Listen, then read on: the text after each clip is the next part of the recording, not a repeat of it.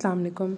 I am Aqsa Mansoor. Today in this lecture I am going to explain effect of change in volume and pressure at equilibrium position. अब एक बात आपको पता है, हमने Boyle's law पढ़ा है, तो वहाँ पर स्टेटमेंट कुछ यूँ थी कि volume is inversely proportional to pressure. It means कि अगर हम वॉल्यूम की बात करेंगे तो हम इनडायरेक्टली प्रेशर की भी बात कर रहे हैं, अगर प्रेशर की बात कर रहे हैं तो इनडायरेक्टली वॉल्यूम की बात कर रहे हैं. क्योंकि जहाँ पर ये चीज़ आएगी कि हम प्रेशर बढ़ा रहे हैं, इनडायरेक्टली वहाँ पर ये चीज़ भी आ रही कि वहाँ पर जहाँ प्रेशर इंक्रीज़ हो रहा है वहाँ पे वॉल्यूम कम होगा. इससे बरक्स अगर हम प्रेशर कम कर रहे हैं, इट मीन्स कि वहाँ पर वॉल्यूम इंक्रीज़ हो रहा है. वॉल्यूम इंक्रीज़ होने से मुराद क्या है? हमने ये कहा है कि अगर नंबर ऑफ़ मोल्स हम बढ़ाते हैं, इट मीन्स कि उसके नंबर ऑफ़ मॉलिक्यूल्स बढ़ जाते हैं और उसका वॉल्यूम बढ़ जाता है क्योंकि वो ज़्यादा जगह घेरता है.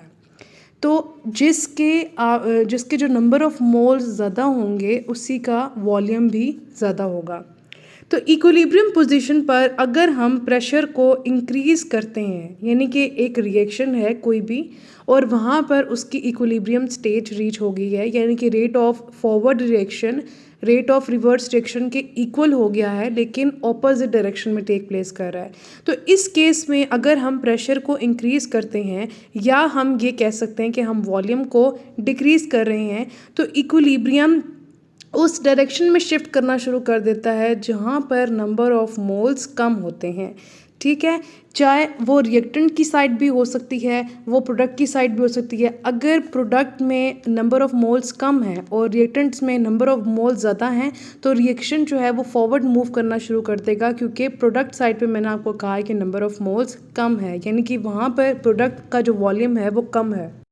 अगर ऐसा हो कि इक्विलिब्रियम स्टेज रीच हो गई हो और उस वक्त आप प्रेशर को कम करें, यानी कि वॉल्यूम को बढ़ा रहे हैं. देखिए एक ही बात है ना, अगर आप प्रेशर कम कर रहे हैं उस वक्त वॉल्यूम इंक्रीज़ होगा.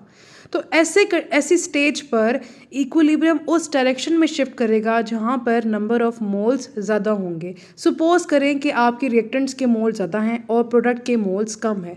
इस वक्त जब आप प्रेशर को कम करते हैं या वॉल्यूम को इंक्रीज़ करते हैं तो आपका इक्विलिब्रियम कहाँ शिफ्ट होगा? बैकवर्ड डायरेक्शन में, रिवर्स डायरेक्शन में शिफ्ट हो जाएगा, क्योंकि मैंने आपको कहा है कि आप सपोज़ करें कि रिएक्टेंट साइड पे नंबर ऑफ़ मोल ज़्यादा हैं. ठीक है, एग्जाम्पल है 2SO2 plus O2 which gives us 2SO3. अब यहाँ पर रिएक्टेंट्स के पास टोटल 3 मोल हैं, 2 SO2 के हैं और 1 ऑक्सीजन का है. प्रोडक्ट साइड पे 2 मोल हैं, टोटल ही SO3 के 2 मोल हैं. इट मीन्स कि वॉल्यूम आपका रिएक्टेंट्स का ज़्यादा है और प्रोडक्ट का वॉल्यूम कम है. इस केस में अगर इक्विलिब्रियम कंडीशन स्टेज रीच हो जाए और हम प्रेशर को इंक्रीज़ करें तो इक्विलिब्रियम फॉरवर्ड डायरेक्शन में मूव करना शुरू कर देगा. अब यहाँ पर फॉरवर्ड डायरेक्शन में क्यों मूव करा है? इस वजह से क्योंकि यहाँ पर प्रोडक्ट साइड पर यानी फॉरवर्ड डायरेक्शन में नंबर ऑफ़ मोल्स कम है.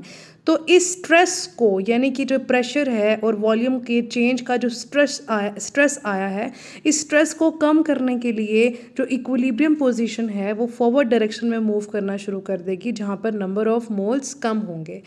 इससे बरक्स अगर हम प्रेशर को डिक्रीज़ करते हैं इक्विलिब्रियम स्टेज पर तो आपका जो इक्विलिब्रियम है वो रिवर्स यानी बैकवर्ड डायरेक्शन में मूव करना शुरू कर देता है, क्योंकि बैकवर्ड डायरेक्शन में मोल ज़्यादा हैं, रिएक्टेंट साइड पे मोल ज़्यादा है. अगर हम क्वांटिटेटिव इफेक्ट स्टडी करें, quantitative effect of volume on equilibrium position.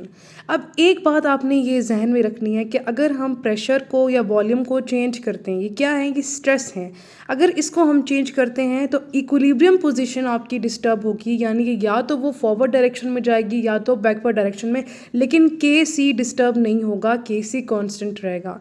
तो इस केस में KC क्या होगा? KC is equals to 4x square V divided by A minus x square B minus x. अब यहाँ पे V क्या है? यहाँ पे V रिएक्शन मिक्सचर का इक्विलिब्रियम स्टेज पर वॉल्यूम है. A और B number of moles of SO2 और O2 हैं जो हमने इनिशियली लिए थे. X यहाँ पर number of moles of oxygen है जो इक्विलिब्रियम पर रिएक्ट करे, यानी कि X क्या है? कंसंट्रेशन ऑफ SO3 है. आपको कहा है कि के सी जो है वो कांस्टेंट ही रहता है, यानी कि के सी डिस्टर्ब किसी हाल में नहीं होगा, सिर्फ इक्विलिब्रियम पोजीशन डिस्टर्ब होगी। तो अगर इस रिएक्शन के केस में हम प्रेशर को इंक्रीज करते हैं या वॉल्यूम को हम कम करते हैं तो हमें एक्स को बढ़ाना पड़ेगा। अब एक चीज़ अगर कम हो रही है तो दूसरी चीज़ को हमें क्या करना पड़ेगा, बैलेंस करने के लिए बढ़ाना पड़ेगा। तो अगर वॉल्यूम कम हो रहा है या प्रेशर बढ़ रहा है तो यहाँ पे एक्स को लाजिम इस केस में इंक्रीज होना चाहिए। और के सी वैल्यू को कांस्टेंट रखने के लिए रिएक्शन जो है वो फॉरवर्ड डायरेक्शन में मूव करना शुरू कर देगा। क्यों फॉरवर्ड डायरेक्शन में मूव करेगा? क्योंकि हमने कहा है कि एक्स बढ़ा रहे हैं। एक्स क्या है? SO3 की कंसनट्रेशन है। अगर SO3 की कंसनट्रेशन इंक्रीज हो रही है, इट मीन्स कि आपका जो रिएक्शन है वो फॉरवर्ड डायरेक्शन में मूव कर रहा है। जब फॉरवर्ड डायरेक्शन में मूव करेगा तो के सी आपका कॉन्स्टेंट ही रहेगा, सिर्फ इक्विलिब्रियम पोजिशन आपकी इस तरह डिस्टर्ब होती है जब आप प्रेशर को या वॉल्यूम को चेंज करते हैं। इससे बरक्स अगर हम प्रेशर को कम करते हैं या वॉल्यूम को इंक्रीज करते हैं तो एक्स को लाजिम डिक्रीज होना चाहिए।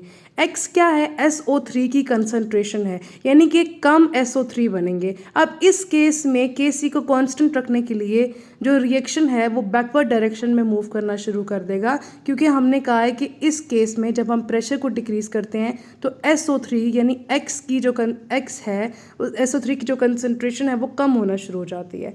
तो इस केस में जो रिएक्शन है, इक्विलिब्रियम पोजीशन है, वो रिवर्स डायरेक्शन में मूव करना शुरू कर देती है। अब कुछ एक्सेप्शनल बिहेवियर हैं जिस केस में अगर हम प्रेशर या वॉल्यूम को चेंज करते हैं तो इक्विलिब्रियम पोजीशन जो है वो आपकी डिस्टर्ब नहीं होती। पहला केस ये है कि अगर जो भी सब्सटेंस आपके रिएक्शन में पार्टिसिपेट करें, अगर या वो लिक्विड है या सॉलिड है, उस टाइम अगर आप प्रेशर या वॉल्यूम को चेंज करते हैं तो आपकी इक्विलिब्रियम पोजीशन पर कोई इफेक्ट नहीं पड़ता, क्योंकि लिक्विड और सॉलिड के केस में जो सब्सटेंसेस हैं वो क्लोजली पैक्ड होते हैं। दूसरा केस ये है कि एक गैशियस रिएक्शन हो और उसमें number of moles of reactant और number of moles of product same हो, तो इस केस में भी अगर हम प्रेशर या वॉल्यूम को चेंज करते हैं तो इक्विलिब्रियम पोजीशन पर कोई इफेक्ट नहीं पड़ता है। आज के लिए बस इतना ही। मैं उम्मीद करती हूँ कि ली शर्टे प्रिंसिपल आपको अच्छे से समझ आ गया होगा। Thank you so much for watching. अल्लाह हाफिज़।